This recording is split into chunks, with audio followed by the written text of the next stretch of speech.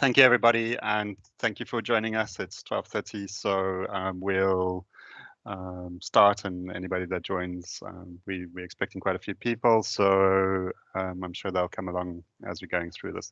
It's nice to see some familiar faces and some of our regular guests and some new faces, so thank you, everybody. And the way this works is we review a book. We are part of this is an executive book club, and yeah, the idea is that we read for you. We give you a sense if this is a good read, pick up on some ideas, and really go into the book a little bit more and kind of add our perspective to that. Okay, so practically the idea of this book, Exponential Organizations, it's written by Salim Ismail, Michael Malone and Yuri van Geest, and Peter Diamandis joined them kind of towards the end and kind of just rounded it off. Now, what makes these people interesting is that they started a university called Singularity, and I think it is they kind of believe in practicing what they're preaching.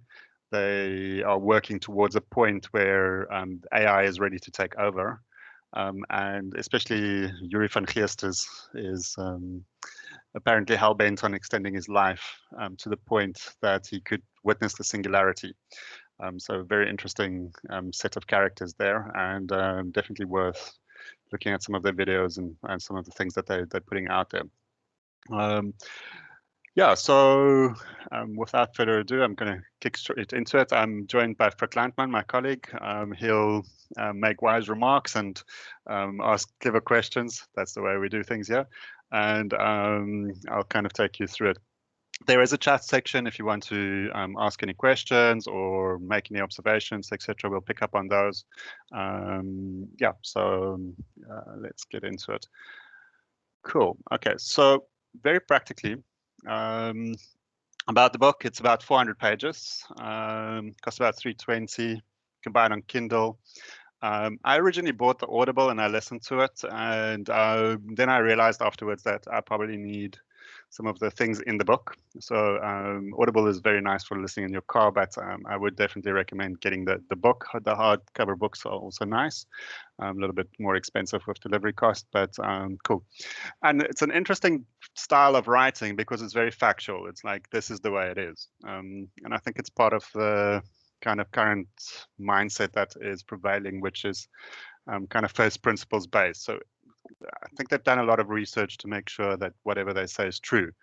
They write in that style to sit and say, this is the way it is, and this is how it's going to be. You know, lots of great cases and great case studies and kind of practical applications and things that we recognize.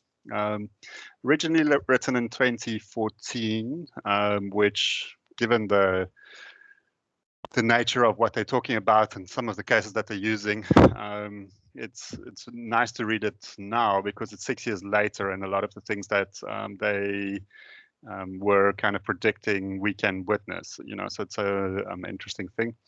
I was just mentioning to Frik before this call that it was so interesting because my research for this was actually listening to Salim Ismail, quite a few of the things that he was talking about, and he's currently writing the kind of version 2 of this book as a crowdsourced book. So he like literally goes onto YouTube sessions, pulls up the PowerPoint slides, creates the slides there, and chats with everybody, and kind of checks the definitions and like, do you agree with this? Do you like it? You know, can we rephrase this, etc. So he's really kind of practicing what he's preaching, and so very interesting perspective. Okay, cool. So just 2 comments on what you've been saying. So for me, Riaan, one of the interesting things in this book, it's one of the few books that really takes the information age seriously, because this is information driven, and not just taking it seriously, but bring it into business practice and into business cases, etc. And the other comment that you made in terms of how they state things as if they are, well, it's consistent with what they say in the attributes of an exponential business leader. One of the things is being hyper confident. They say in order to live on the exponential curve and not get caught in the linear mindset of organizational bureaucracy, you must be willing to be fired or even fire yourself. Absolutely. And Salim Ismail he's got a great talk on YouTube that goes on about like, if you don't do this, you should be fired. You know, like if you if you are thinking linearly about the world as a CEO, you should be fired. We should get rid of you. Okay, so I thought that was yeah, he has that kind of attitude about him as well. So no, excellent. And to that, I think I found my first read of the book almost jarring. Like, okay, this is a whole different way to think about stuff, and to it's well thought through, well put together, very consistent. And it was like, oh, okay, this is a set of new ideas. So I fully agree with your observation that this is the kind of first book that I really felt that took us into the information age and projected it forward. And I think that ties to this next section, which talk about what's the kind of key premises of the book. So it basically starts off and says technology is a major driver of change. And they did some homework, and they've basically found that Moore's law probably has been operating since 1900. Okay, so for those of you that know, Moore's law is the idea that every year the capacity of technology doubles. Okay, and we kind of started observing this in the 70s, when I think 1971, when Moore made the statement, and it's been tracking wonderfully since then. Kurzweil, which is one of the people that they work with, basically did his research and says, well, you know, this has been happening a long time, and it's due to the change in how we could exchange information. So the minute something takes on information properties, it naturally leads to a doubling every 1 or 2 years. Okay, so and information's becoming the driver of change. So that's a very interesting observation, and that's the kind of the premise behind the singularity, which is the idea that information will in time get up to such a volume and veracity that the interaction between it will lead to a singular consciousness that eventually takes over people. But anyway, we don't have to go into that today. And they started looking at organizations that showed this doubling behavior. Okay, so we found that there were some organizations that are much better at this, and they were trying to ask, okay, so what makes them better at it? And they found some interesting things, which is definitely what we'll be talking about here. And one of the key things that they found was that a whole range of these organizations are targeting very large populations. So they asking, what can you do today to impact 1 billion people in 10 years' time? Or, you know, that's kind of the big questions. We want to make a difference in the world, but not just asking it in terms of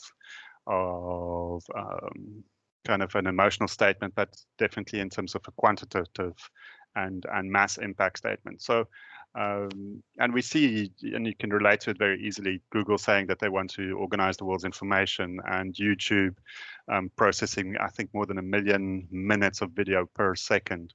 That kind of mass impact, and these big businesses that are growing up. So, and to your point, we often as CEOs predict very linearly, but exponential growth requires us to think very differently. Okay, so they were trying to find out why is it that when you ask the average CEO how much his company is going to grow this year, he'll say 10%, 20%. Is it just to keep the shareholders in line, or is it because we're not thinking about the reality of you know, what the future could be? I thought one kind of really nice example that Salim used in one of the things that I was talking about, he was chatting to Elon Musk about the Hyperloop, which can take you from one side of America to another side of America in 20 minutes. And he said, well, Salim, being a physics major himself, said, well, if you accelerate a person that fast, it's going to be, it's actually quite problematic because if somebody has to move that fast and then you have to stop them fast, it's like a real risk of them actually breaking, like this is pure physics. Okay. And apparently Elon Musk turned around and said, yeah, that's something we're going to have to work on. And that's the kind of thing which I think is coming through in this exponential organization type of debate, to sit and say we need to go back to first principles. We need to ask what's possible, and we don't need to accept that only can happen with linear or incremental improvement. So we have to think differently, and that requires us to make very systemic things that drive the change, and we very systemically need to deal with that change. And one other kind of key premise is that what we've been taught in our universities and in our schools up to now has been very problematic, because it teaches us about the past. And, that is kind of the idea, to say, the ascended masters are bringing down their light on us, and that we can now understand what happened in the past. Yeah, while their premise is, well, the past is not useful because we haven't done this before. There's now so much more information, and we should be thinking about how do we teach the future. And the future, once you kind of make that mind shift to say, well, we should teach the future, then I'm really not interested in the past. I'm interested in what can I do? How can I make an impact? What must I do now to make that change, etc. And it's a very interesting paradigm. I would love to hear your thoughts on that, Frik.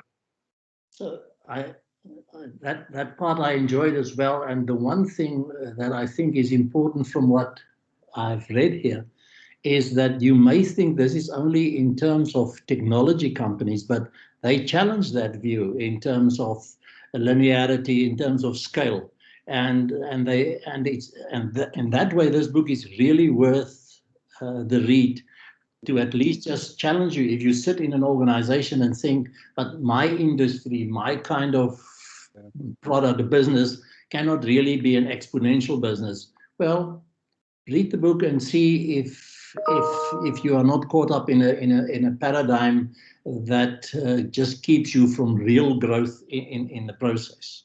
Yeah, and what I found in that is, until you put information behind it, that won't happen. Okay, so unless you actually start putting the power and veracity of an information and test-based view of the world, you will not challenge your existing industries. He says it very aptly at one point. He says our organizational structures have evolved to manage scarcity. Yeah. So you immediately change your view on the world in how you have to approach what you are busy with. Absolutely, and this graphic that's up now kind of represents that for me as well, in terms of saying, what would it take to become a $1 billion organization? And I mean, I can remember when I was small, this was like a big idea, like a $1 billion organization. Now, I mean, we're really thinking about the first $1 trillion organization, and well, could have something to do with the devaluation of the dollar. But anyway, let's not talk about that. Yeah, but so what did it take to become a $1 billion organization? And typically the plan would be for Fortune 500 company to do that over 20 years. Google did it in 8, Facebook in 6, Tesla, I mean, that's 5 technically, but I think it was longer. Uber very quickly, Snapchat, Oculus Rift, WhatsApp. WhatsApp had 40 employees in total and was sold for $19 billion to Facebook. And that, which is such an insane idea if you think about it, like 40 guys sitting, running some servers and typing some code, turning into a $19 billion sale. So and now, I mean, they're predicting unicorns, like there's about 60 to 90 billion dollar companies that get formed every year. So that's an interesting kind of challenge. But the reason that we have to ask is, why has this happened? And once again, it's a kind of veracity of information that feeds into this view. Okay, so I love this kind of breakdown that said when we first sequenced DNA, the first version cost us $3 billion for the first. It was the largest project ever attempted by humanity, is sequencing the human genome. They built machines that could do it for $70,000. Today, to get your full genome sequence can cost you about $1,000. There are now things where you can send in your DNA to get tested. That's I think it's in order of about $200 to $300, and they predict that very soon it will cost as little as 10 cents. Okay, so how do you create such a transformation? I mean, it was a $3 billion problem, and now it's becoming a commodity, and it's literally looking at exactly every step in the process and really understanding what is. And so the core question, and I think what you're building up to, is how do you create such a transformation? Oh, that was okay. Also, I think that this ties in what we were discussing last time, which was around saying, well, you know, disruption doesn't come from taking another person's business. It isn't about competing with somebody head on. It is about doing something very differently and getting into that exponential space. It's not about linear growth and thinking. So kind of that theme coming through very, very strongly. Okay. We all kind of aware that the traditional way to do things is we know what the problem, well, we spend time finding out what the problem is. Once we know what the problem is, then we look for requirements, we design, we implement, we verify, we maintain, and then the solution solves that problem, and we know that it will. Okay. Obviously, that kind of doesn't work well. It works well for a certain set of problems, but I cannot tell you how many times I see this type of thinking, even when people think that they're trying to be revolutionary about stuff. We all been kind of trained at some level to like, I've got these visions of in school, like read the problem, understand the problem, answer the problem. You know, that's the kind of thinking that we've got because it's a linear process and you have to take it there. So the question is, how do we take a lean approach, lean being a loaded word for some people. But, you know, how do we take ideas, turn it into code, get data from it? We learn, build, measure, etc. And it's interesting that that's started in the kind of web world, the IT world, because they could iterate quite fast, etc. I mean, sprint and those type of methodologies comes from a kind of mid 90s, but they discovered something inadvertently, which is to iterate fast and to learn very fast is becoming the currency of the future. So how fast can we process this information into usable ideas?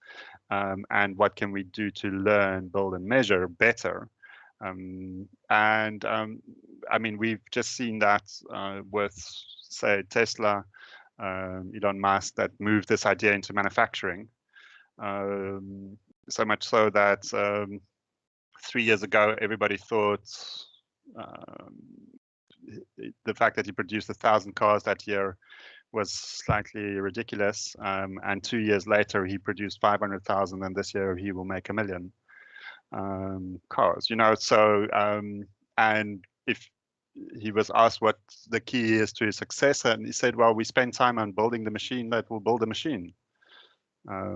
You know, that's the kind of things that we need to think about. We really need to understand the problem. And intriguingly enough, I think it was on an earnings call or call a day or two ago, he basically sat there and said there will be other people that will make electronic vehicles. There's other people that will come and do autonomous driving. There's other people that will, any one of the core business areas that you think about us today, there are other people that are coming for us at that. Okay, but the one thing that we will be good at is understanding how to manufacture better. Okay, so let them come. You know, that's the kind of attitude that is in this exponential organization. And you know, like this idea translates into sales and every other kind of business area as well. To sort of say we need to be far more interactive about our approach and far less linear around it. Okay. I think I'm revealing my theme for the day. Frik. We don't want to do linear today. Okay, so this is kind of the core premise of the book, and it's to say what most organizations that they've investigated have in common are elements of what you see on screen now. So on the one side, a massive transformative purpose. Now that is, for example, Google's will organize the information of the world, or for us, we're educating people in Africa. And, that's the kind of thing that we all get up for in the morning, that guides us, that tells us exactly what we are doing here. It's kind of a little bit more than a traditional vision and mission statement. It's really something that we connect with. And I think if you read the book, you'll get a very strong sense that that's something that you need to really, as an organization, understand very well. The idea being that centralized control is not viable when you're an exponential organization. There's no single group of people that's going to sit down and come up with all the ideas. Okay, so when you've got somebody sitting there having a conversation with a customer, they need to understand why they're there, and they need to be able to autonomously act on behalf of this organization. And I find this such an interesting and useful idea that is so badly practiced by most organizations. And I'll give you one example that I personally feel is massive, which is when I phone a call center agent, they tell me that somebody else in the organization needs to deal with my issue. Okay. Immediately that organization has failed, because this call center was there to serve me as a customer, wasn't it? Okay. And now it is handing me over to somebody else that should serve me in that organization. If we were all working for the purpose of this organization, you wouldn't hand me off. You would solve my issue, because that's where you are. Like, you are speaking to me, and there's a reason why I ended up with you. That's the kind of idea that then starts guiding an organization to say, okay, how do we connect people with the purpose of why we are here, so that everybody understands where we are. Cool. I almost get a sense, Riaan, that they're saying that the locus of control is shifting. The locus of control is no longer in the leader or the group of leaders. The locus of control is in the MTP, in the massive transformative purpose. That controls my behavior, that pulls me, that drives me. If anybody, I mean, if you look at what they say, what they do at Cisco, connecting everyone, everything, everywhere, all the time. So if you ask everyone in Cisco, what are you doing? I'm connecting everyone, everything, everywhere, all the time. So that's what I'm doing. And that is what's controlling me, the MTP, not, the leaders as well, and the line management as well, for certain other areas of control. But the big drive, the big momentum of the organization, that control is not on this lone ranger on a white horse somewhere. It is in something of a higher order. Yeah, exactly. And it is to say that the higher order of putting together the architecture of an organization are embodied in some of these other ideas, where it's the job of management to build interfaces so that people can distribute information massively fast, and that we all know where we are. Dashboards, experiments, driving autonomy, building social connection, etc. So these are some of the things that management needs to concern itself with to enable, so that other people can work faster, work closer to the purpose, etc. So definitely a kind of more changing the nature of what we traditionally see as management, which is about promoting asymmetry of information. Okay, I know, you don't know. Well, this is totally the other way around. It's like, you better do something about it. Just a technical comment in terms of the book for our members. This particular image that Riaan is up here, you will find in chapter 3, which is almost a summary of the book. And each of those elements they describe in principle, in detail, and they really resonate well with you. And in the rest of the book, when they give advice in terms of how to change an organization, etc., they pull that information into that, showing how it possibly could be done. Yeah, absolutely. Yeah, so they literally take each one of these and kind of break them down into case studies, clear understanding of what it is, and some practical examples of people that have done it, other people that haven't, etc. So it's kind of like it's a very kind of practical, and that's why it's like there's good cases in there, so you can really look at it. Okay, so big ideas, interfaces. It's the things that automate workflows in our organization. Dashboards, the things that track and monitor performance. Experimentation. How do we facilitate rapid experiments and process improvement through fast feedback loops? Autonomy. How do you create flat hierarchies, promote agility, accelerate learning and reaction time of the organization? And social technology. Okay, so social technology gives us real-time, zero latency conversations across the organization. So I think a lot of these ideas are very challenging in a modern organization. Although in a weird sort of way, I think COVID might have accelerated or created some of that. But even now, I mean, do we really know what's going on in our organizations? I think we've kind of flattened the hierarchies, but can we see what people are doing and how we are moving towards a purpose? Are those kind of systems in place? Yeah, so that's the kind of one side of it. And let me just press the right buttons. So that's kind of what they call the left brain, kind of the order, control, stability element. And then on the other side, which is how are we creating, growing, and dealing with uncertainty, and that's a kind of scale element. Okay, so on the scale side, they're very strong proponent of staff on demand. So to be able to kind of act quickly in fast-changing world, we use contractors, outsourcing as many tasks as possible, and we allow companies to fulfill expertise gaps and ensure a constant flow of fresh ideas. Yeah, I don't think this always works, but that is definitely one way to grow fast, and it is to kind of contract in massive capacity. But we're also seeing that a lot of those entities now are converting some of those kind of more contracted workforces into permanent workforces under one roof. So there's an interesting thing about kind of locking in your capacity over time.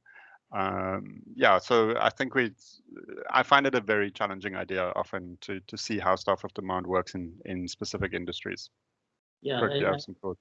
Yeah, and I think for our colleagues on the book club, especially if you're from HR, I think it's worth reading this because at least it challenges you from a very different kind of angle how to think about this. You may not want to agree with it. You may want to assimilate it and then discard it. That's fine.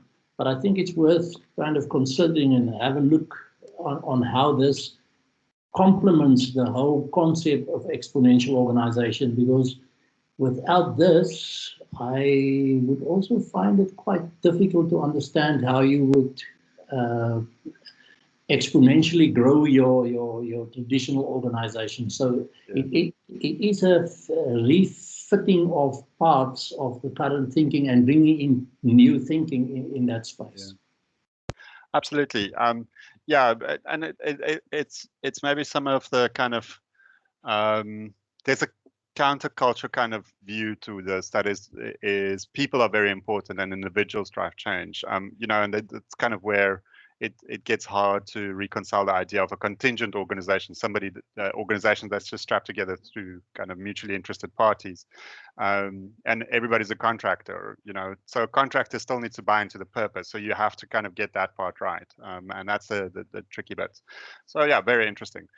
Community and crowd, which we'll talk a little bit about more in one or two slides further, but the idea that you need to build and join communities together, use crowdsourcing, crowdfunding, like literally working with everybody out there to bring them into your organization is a very, very powerful tool. And I think that there's a lot in that. Algorithms, okay. It's the first book that I really found that talked about kind of organizational algorithms. and I studied algorithms for a living, and I use them all the time. But it's the idea that the algorithms determine who, or the flexibility of our organization. So how do we do dynamic credit?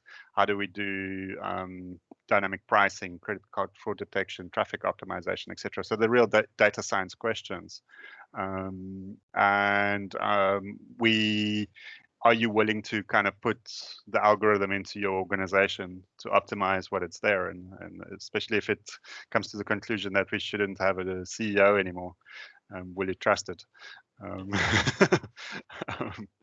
Cool. Then leverage assets. So how can we use information not to have to carry assets? One of the examples, which also just touch base on now, was Airbnb. I think, just see if I got that slide close. They rent out 500,000 rooms in one night. By all measures, probably pre-COVID. I don't know the recent stats. They're the largest hotel group in the world, and they don't own a single hotel. Okay, and that's for me is a kind of classic example of a leverage asset. How do we rent, share, leverage assets? How do we use people's cars to store the battery power that we need to have to fund our cities? Because they don't drive them all the time. How do we rent people's cars from them because they don't drive them all the time? That's the kind of questions that you ask in leverage assets. How can we, and there's many organizations that have been doing this for some time, conference industries, etc. They never really have the assets, they just use the facilities. But this is now becoming a very important kind of idea. It's becoming very common to outsource mission critical assets. Okay, Apple, for example, uses its manufacturing part of Foxconn's factories for key product lines. Because they don't have to own those factories, it makes them more agile, it increases them and allows them to quick scaling. Ironically, Apple then fired a whole bunch of the leverage assets, and they now do it themselves at a much lower cost under one roof. So interesting, and they're now producing some of the highest spec machines in the world, and they're doing that in their own name. Okay, so very interesting kind of development in that. And then engagement, user engagement techniques such as gamification, incentive prizes, all sorts of other things to engage, make markets react quickly, allows them to pull and grow fast. Okay, so those were kind of the factors that were found to define an organization. So they use this kind of, I'm just going to pop back here, this idea, they use this almost as a rating scale. And so when they look at a business, they tick it off. And while they found many businesses that had some of it, all of them had all the successful ones had a massive transformative purpose. And then they found that some organizations had more or less of these things, but most of them had 2 or 3 of these that they really worked well with. Okay, so that's the kind of thing that made it work. So maybe Google had great algorithms, great interfaces, and a great attitude towards experimentation. Okay, and that's what made them successful. So the kind of basic premise of the book is you don't have to do all of this to be successful, but you have to choose the ones that you are good at and be really good at that. Cool. Okay. I found this quite interesting, partly in relation to a conversation that I had with a key South African leader recently, where this is Hire. Now, you maybe don't know them here, but they're a massive producer of consumer goods, fridges and microwaves and those types of things. So they've got a 80,000 people workforce, and they broke that workforce into approximately 2,000 autonomous teams of about 40 people each. And each team decides what they want to do. You can also join different teams and different projects, etc.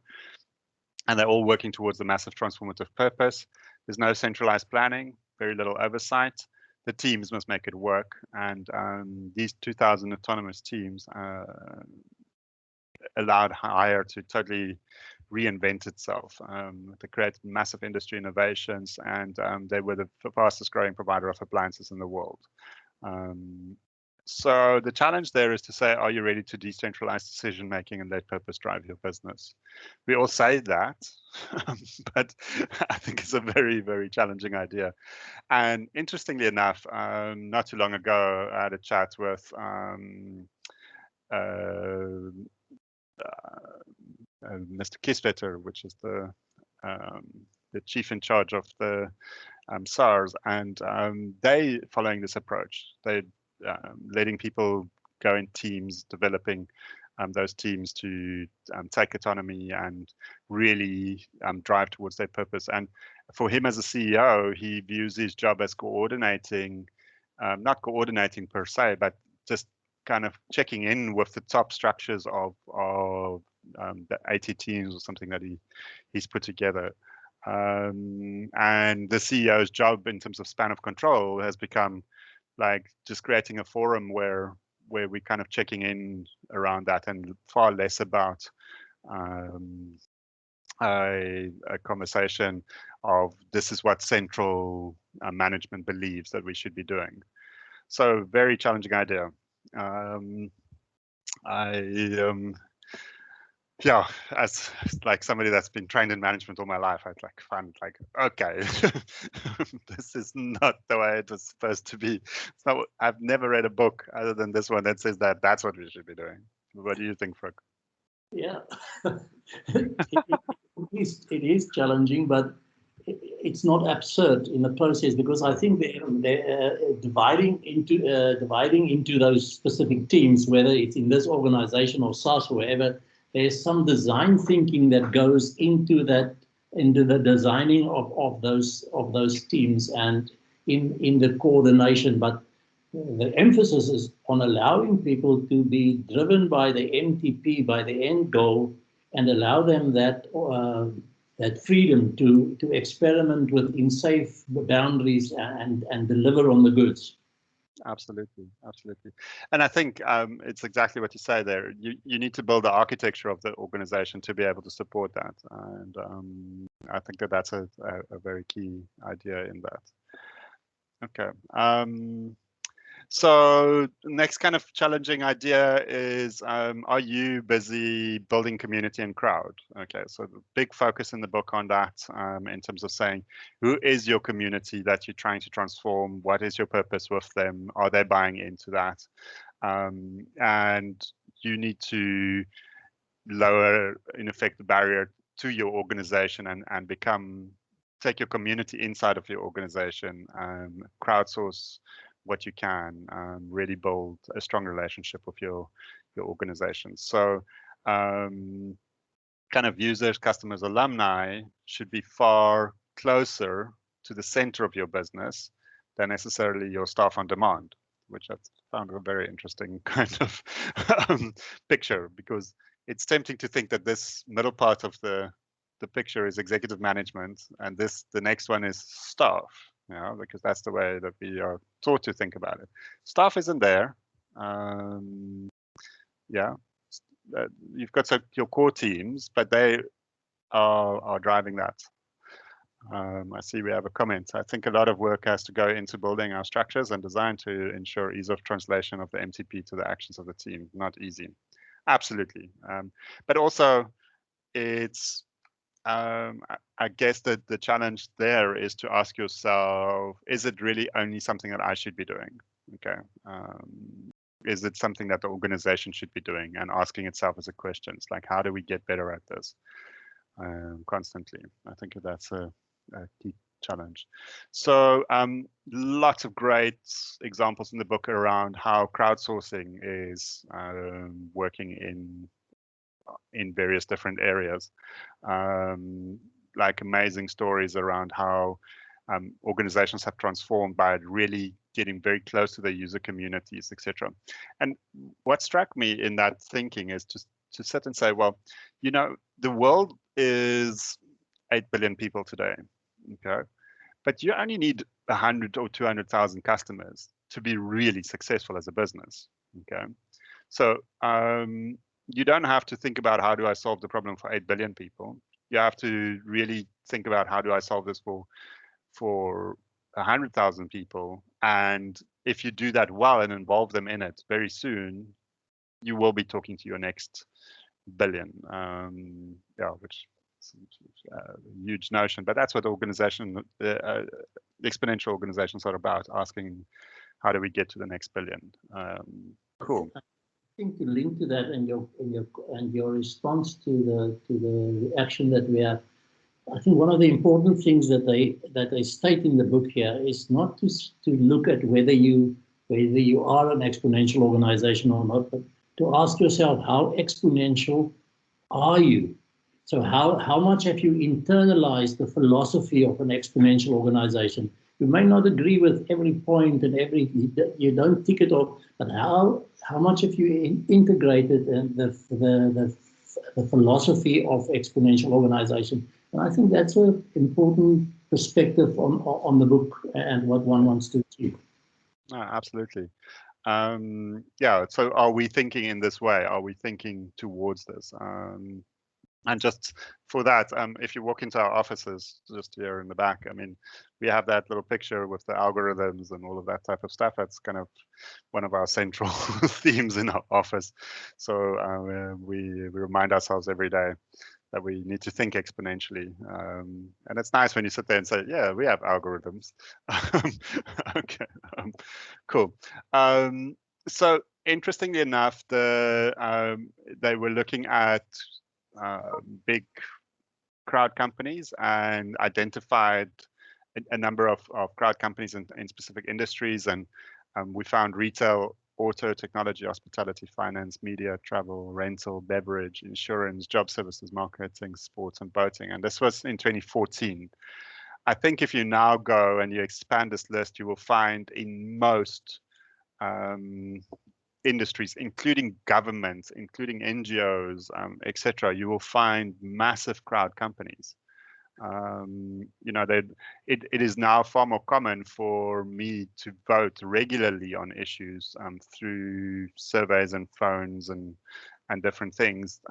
So much so that, I mean, government is transforming. And I've made this point before. I think the kind of traditional institutional governments are becoming very bad examples of organizations that are really not understanding how to build community and crowd.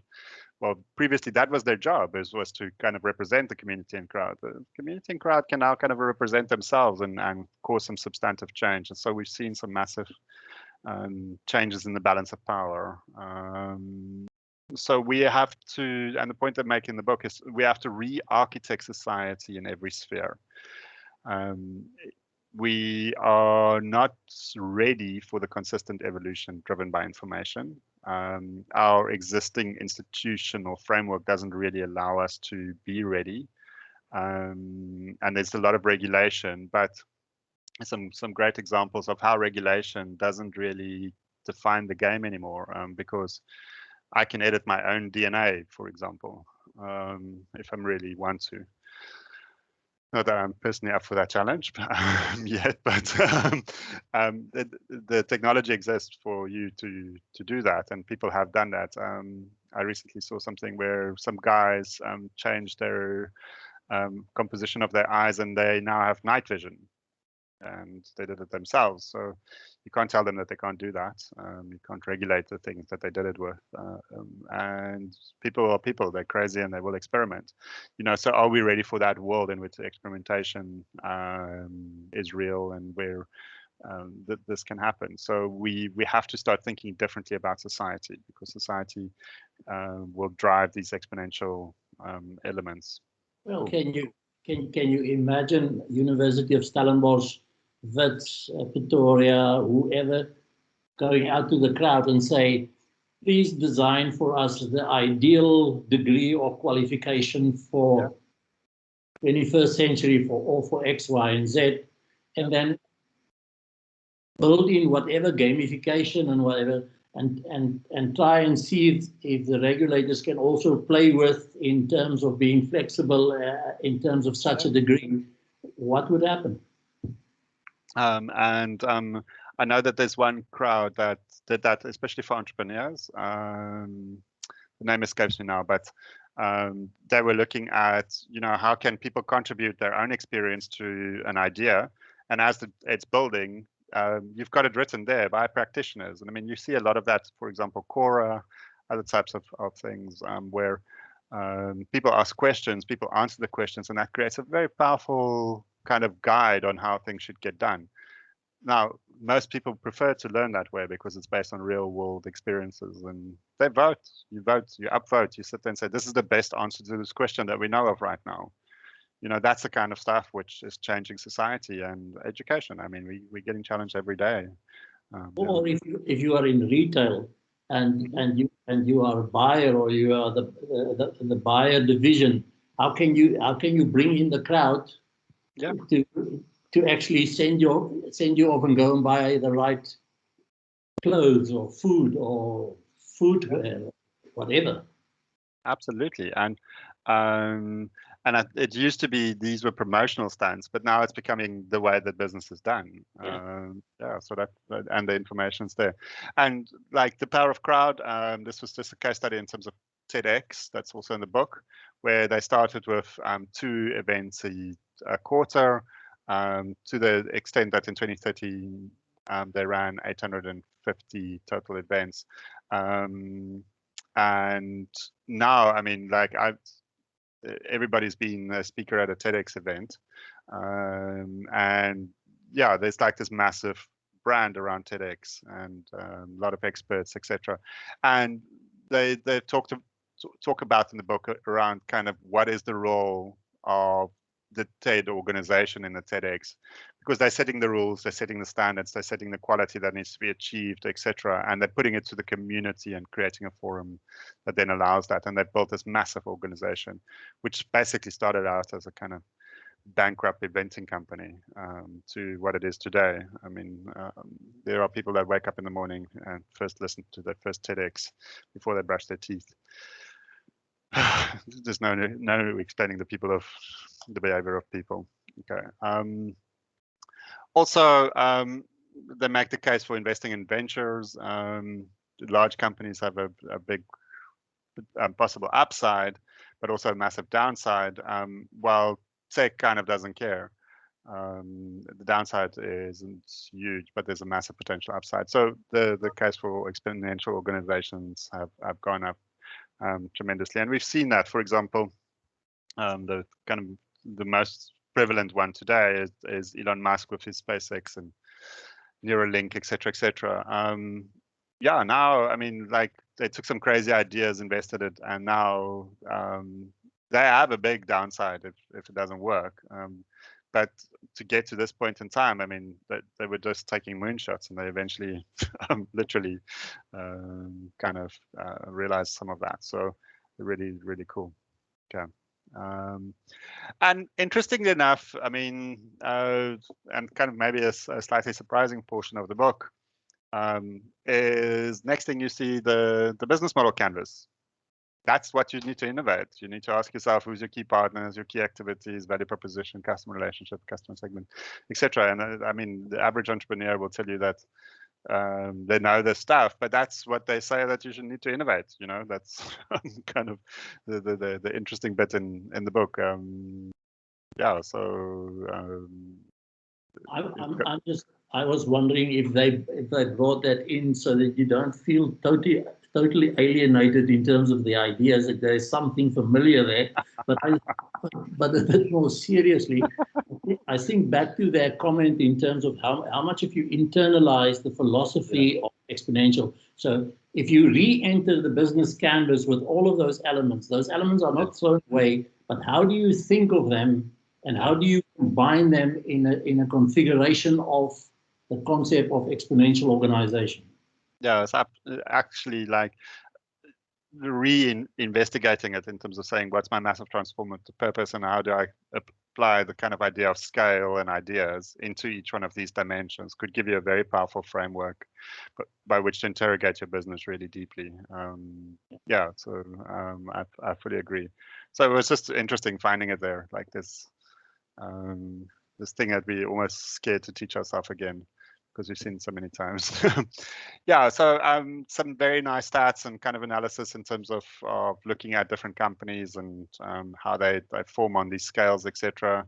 And they use this as an investment methodology to track companies in terms of the valuations and growth, and make the claim that if you invested in companies with kind of exponential attributes, you would have made a 145% increase over the last year, while if you just invested in the top, I think 50 companies in the world, you would have probably lost some money. You know, so that's interesting that they using this as an investment benchmark. Cool. And then basic plan for an organization is to become an exponential organization is really focus on your leadership, educate, manage your board, diversity, leadership skills, etc. Become an exponential organization light, and then start looking at partnering with key things and invest and acquire other exponential organizations. So a lot of kind of early roadmap stuff in terms of how could you do this for yourself. But some of the big ideas, and I think to the comment that we've got, is to say that you really need to transform your leadership. If your leadership doesn't buy into this, obviously nothing will work. Okay. And just technically from the book, this particular plan is in, I think, chapter 8, where they give guidance to an existing large organization how to start switching the philosophy into exponential thinking. And these are the building blocks in doing it. And they explain it very nicely in that chapter. Cool. Okay. I see Triforsa. Hi, Triforsa. Board management. Frik, this is your kit. You're the board expert. Well, you have to read it because on my screen, for some reason, I can't see the components or the components. So in terms of transforming your leadership towards this, the one of the key issues is education and board management. So what I take from the book is that there's like a whole section that talks about what your executive management should be doing, and it talks about, you know, what's the typical role of a CEO, say, and it's changing. So the CEO job is to migrate the organization towards its transformative purpose, to build communities, to partner with disruptive organizations in the industry to leverage assets and staff on demand, build information products. So, like, not what you would see your traditional CEO be doing. It's not to drive a 5-year plan and achieve 10% per year guaranteed. That's not the kind of role that the board plays in this or kind of, I'm maybe talking a little bit more about the C-level, but you know, I think the board itself needs to have a very different view in this type of environment. Because it's there to support. Sorry, Frik. Yeah, no, but exactly that. So if you are internalizing the exponential organization philosophy, and you have a CEO that is in this mindset, then it's very important that, because the CEO's relationship with the board is based on trust, and if the board is not educated in this environment, if the board is not diverse in its thinking, if the board is not in that space, it is a hell of a lot to ask of the board, in the absence of that kind of thinking or philosophy, just to trust the CEO and its team to carry on with the organization, because at the end they are responsible they own the strategy, they own the final results of the organization. So that interface between the organizational culture and the board is extremely important. I mean, just watch Elon Musk at some point, the dynamics between him and his board. And I mean, it's not only Daha that was involved. There are other issues as well in the process. So that interface with the board is extremely important, and the education of the board, bringing the board, not trying to convince them, but bringing them into the space of thinking and exposing them to these ideas. Yeah. And I think I know we're running out of time, but there's a whole chapter that deals specifically, chapter 10, that talks about, it literally gives job descriptions of the new executive team. And it's basically asking, so who in your executive team is responsible for quantum computing and all the other kind of crazy ideas out there, you know, and your HR officer, is he there or him or her there, and really understanding the psychology of the organization based on data, and putting in proactive interventions to change things, you know, so very different. Neil says that the Dacha incident, no wonder Musk is so high-minded and crazy. Cool. I have 2 more slides, and then the big thing that they're talking about is as well, that we need to live in a collaborative economy, and ask, how do we collaborate around money, goods, food, services, transportation. There's companies now in each one of these that are kind of defining new value chains. You know, today you can't just send an email to somebody anymore. There is a whole value chain of social media, messaging, content providers, etc., and it gets to a point where you end up sending an email to somebody. You know, so there's whole new worlds with whole new sets of rules. Blockchain, all of those things have changed the way that we look at it, and the collaborative economy is also a big idea. So there's quite a bit of time that's spent on that. So definitely worth that. If you want to know more about this, obviously we have a program on management. We deal with stuff around innovation and creativity, managing knowledge and innovation. We have a project management course which focus on new ways to design and do advanced project management, and I think that's some of the thinking that we're bringing in. So we're asking, for example, in one of the modules in our project management, what is the product of your project? Because that's a thing that people haven't designed very well in the past. So we've taught people generic project management, but we haven't taught them to think about how will this fit into the bigger scheme of things. And then I think we're increasingly doing quite a few custom programs to enable organizational strategies. So if this is the kind of things that make you excited, we definitely have some people that we can connect you with and take your team through some processes around that. Okay. Yeah, and don't forget algorithms and data science. Yes, absolutely. But you'll have me as a lecturer, so I'm not so sure if you're ready for that. It could be fun.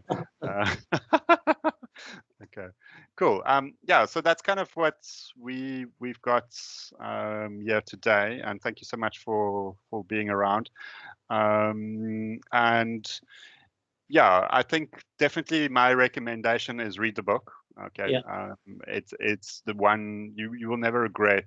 There will be an idea in there for you, and you'll find a way to apply it, even if it just challenges your existing thinking. It's definitely worth a read. Yeah, absolutely, I fully agree. And buy the physical book. Yeah. And complement with the Audible, but you need the physical book because you need those pictures and the graphics to understand it. Okay, I'm cool for the Kindle book. Okay, I ended up buying both, but I did read your physical book, so okay, that does help. Cool, thank you so much, and we thank everybody that's coming back to these sessions. It really makes a big difference to us, and looking forward to having you for the next one. Good. Okay, thanks. Okay, thanks everybody. Have a good one. Cheers. Bye-bye.